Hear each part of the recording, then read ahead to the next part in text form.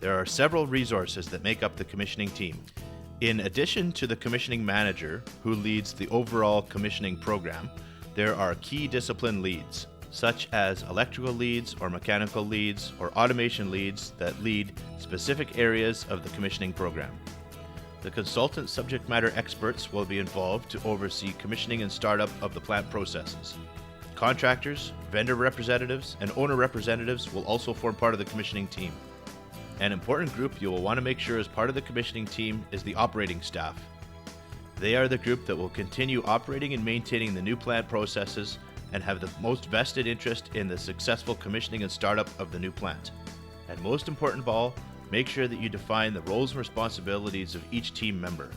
Everybody needs to have a clear expectation of what is required of them and the role that they play on the project so that there is no overlap in expectations and that all roles are fulfilled. This is one of the topics covered in my 3-day mini course on commissioning and startup. To get started with the full course, please go to commissioningandstartup.com where you can sign up for free. My name is Paul Turner, and I want to help you survive and thrive in your commissioning career.